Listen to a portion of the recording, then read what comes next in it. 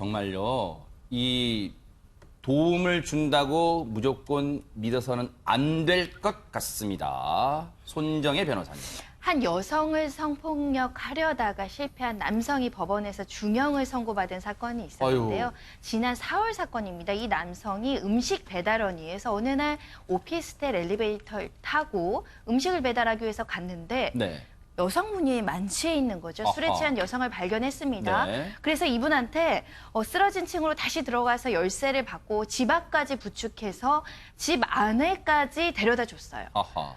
거기까지는 굉장히 선의로 좋은 일을 하신 분이죠. 그런데 그다음부터 문제입니다. 안전하게 데려다 줬으면 현관문도 잘 닫고 나와서 네. 했으면 좋았을 텐데 이 현관문을 잠그지 않고 나왔다는 거예요. 어허. 그리고 다시 그 집에 들어갑니다. 그리고 그 집 앞에서 몇 분간 서성이다가 다시 침입해서 여성에게 성폭력을 시도했습니다. 아하. 정말로 앞에 부분만 들으면 정말로 요즘 사회에 보기 힘든 선한 일을 하려고 했던 남성 같은데 뭔가 김복준님 네. 꿍꿍이 속이 따로 있었던 걸로 드러나게 됐네요. 이 사람은 제가 볼 때는 이제 그 성범죄를 저지르는 사람, 이런 사람들은 이게 이 일시적인 일회적인 행동은 아니거든요. 아하. 예, 습관이 있을 개연성이 높고요. 네. 심리 상태가. 그리고 이제 이 사람 보니까요. 네.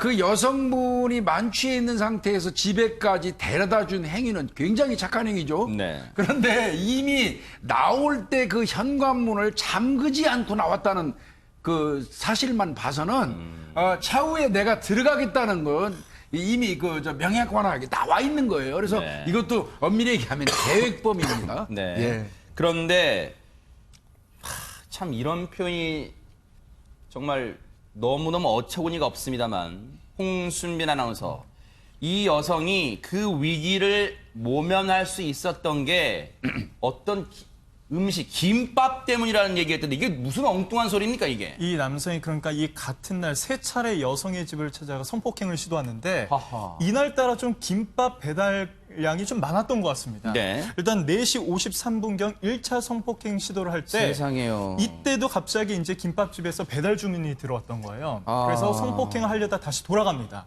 그런데 다시 여성의 집을 찾아갑니다. 네. 5시 14분경에 다시 성폭행을 시도하는데 또다시 김밥 배달이 돌아왔었던 거죠. 그래서 이제 다시 돌아갑니다. 네. 근데 그 사이 날은 점점 밝아오고 여성은 이 만취에서 깨어나오고 있었던 거죠. 그래서 6시 29분에 다시 찾아갔을 때는 이 피해자가 지금 반항할 수 있는 상황까지는 오게 됐었던 겁니다. 세상에 허 소장님. 네. 물론 이 여성이 당시에 술에 취해 있던 상태긴 합니다만 자신에게 도움을 주려는 남성에게 믿고 뭔가 열쇠를 맡겼다가 그리고 무사히 들어갔을 때만 해도 정말 이 세상에 정말 좋은 분들이 많구나 생각했을 텐데 정말 이런 일이 벌어지려고 한 꿈에도 생각 못했을 것 같습니다. 네, 진짜 술이 문제다라고 하면서 그 여성에게만 혹시라도 돌을 던지시는 분이 계시다면 전 좀 생각을 바꿔주셨으면 좋겠습니다. 아하. 기본적으로 인성이라는 것이 있는 부분이고요. 네. 그리고 성범죄가 자꾸 이렇게 일어날 수 있는 건 네. 그 성범죄에 대한 처벌이 강하지 않기 때문이 아닐까. 네. 무슨 그 발찌, 전자발찌에 대한 실효성에 대한 얘기까지 나오는데요. 네. 아까 말씀하셨던 것처럼 성범죄는 상습적으로, 습관적으로 하시는 분들입니다. 그 처벌이 강력하다면, 네. 100%의 처벌이 있다면 이렇게 3번씩이나 가서 이 여성을 성추행하려고 했을까라는 생각이 네. 드는 시점입니다. 이 남성이요. 이 3번째 성폭행 시도 때는 여성이 잠에서 깨어 반항을 하니까 오히려 폭력을 휘둘러서 전치 2주의 상해를 입혔다는데 그런데 알고 봤더니 손정혜 변호사님 이 남성 전력이 있던 사람이라면서요? 예, 성범죄 전과자입니다. 이 남자 30대인데요. 이미 네. 징역 6년을 선고받았습니다. 성범죄로 아하. 2002년도에 징역 6년이라고 하는 것은 그 범죄의 재질이 굉장히 좋지 않았던 아하. 거고요. 2007년도에 출소를 하고 네. 나서도 또 다른 범죄를 저지르는데 주거 침입죄로 집행유예 2년을 선고받았고요. 그 당시 전자발찌 부착 명령을 5년에 받았는데 재범 위험성이 있다라고 평가됐는데 아니나 다를까 2018년에 또 다른 여성에게 성범죄를 시도하려다가 심지어는 전자발찌까지 본인이 스스로 절단하고 도주를 했다라는 면에서는 굉장히 그 범죄 위험성이 높은 사람이다라는 생각이 들고요. 네.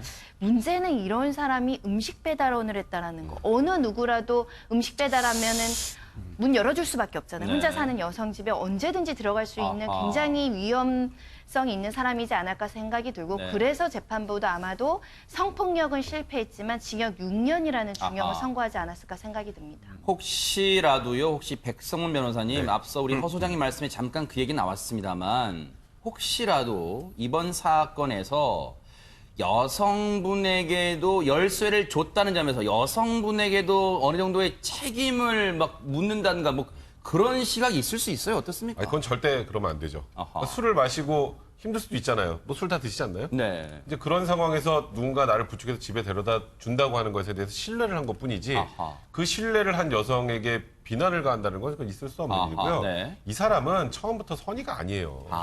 처음부터 그냥 성범죄 대상을 물색한 거고 첫 번째 들어가서 제가 아까 배달 때문에 실패했다 그랬잖아요. 술에 많이 취해 있으니까 내가 범행을 저질러도 이 여자 기억을 못할 거야라고 생각한 겁니다. 하하. 그러니까 이거를 처음에 선의로 한 행동이다가 나중에 갑자기 돌변해 성폭행을 했다가 아니고 이 사람은 내가 원래 성범죄 전과도 있다고 하는 사람이니까 이 정도 사람을 성폭행을 해도 이 사람은 지금 제정신이 아니니까 기억을 못할 거라고 생각했던 거예요. 그래서 네. 이 부분과 관련해서 여성에게 뭐 일부 책임을 묻는다거나 뭐 여성에게 비난을 한다거나 하는 그런 시각은 절대 있어서는 안 될 것 같습니다. 아하. 근데 김복준 의원님 예, 예. 앞서 손정희 변호사님 말씀 중에도 있었습니다만 이런 강력범죄, 죄질도 정말 불량한 사람이 물론 이 교도소를 갔다 와서 다시 사회에 복귀하고 싶은 사람들의 어떤 그런 노력도 다 존중받아야 된다고 생각합니다만 이런 사람이 이런 죄질 불량한 사람이 우리 주변에 버젓이 있다. 이거 어떻게 우리가 알 수 있어요? 사실은요, 일선에서 이제 일선 그 수사관들, 형사들은 이거에 대한 그 문제점을 상당히 인식은 하고 있어요. 그래요? 여성들이 혼자 집에 있으면서도 누군가 밖에서 배를 누르면 부담 없이 열어줄 수 있는 직업군. 아하. 뭐 이를테면 뭐 가스 배달, 석유 배달, 뭐 음식 배달, 기타 등등 이런 분들이 와서 배를 누른다면 열어줄 수밖에 없거든요. 이런 경우는 굉장히 위험한 직업군이라고 보여지기는 해요. 뭐 네. 좀 말씀하신 것처럼 절대 다수가 그런 거는 아니지만 그래서 일선 형사들은 그 부분을 상당히 고민은 하고 있어요. 여성분들이 이제 어떤 면에서 보면 본의 아니게 무장해제하고 문 열어주는 그런 경우가 있을 수밖에 없잖아요. 네. 그래서 이제 그 배달하는 분들에 대해서 어떤 성범죄 전과가 있는 사람들, 네. 이런 사람들도 어떤 이 배달 관련해서 통제가 가능할까? 근데 이제 법적으로는 이건 도저히 뭐 직업 선택의 자유도 있고 이게 불가능하고 네. 다만 분명한 거는 네. 일선에 있는 수사관들이 눈여겨보고 있다는 거예요. 아하. 여성을 혼자 살고 있는 여성을 대상으로 한 각종 범죄에 관해서 네. 일차적으로 어떤 문제가 생기면 그들은 항상 그 눈여겨보고 아하, 있다. 네. 이거는 좀 알았으면 좋을 것 같아요. 네. 언제쯤 정말 우리 사회가 여성들이 안심하고 살 수 있는 사회가 될 수 있을지, 그 될 수 있기는 한지 정말 너무나도 답답한 심정입니다.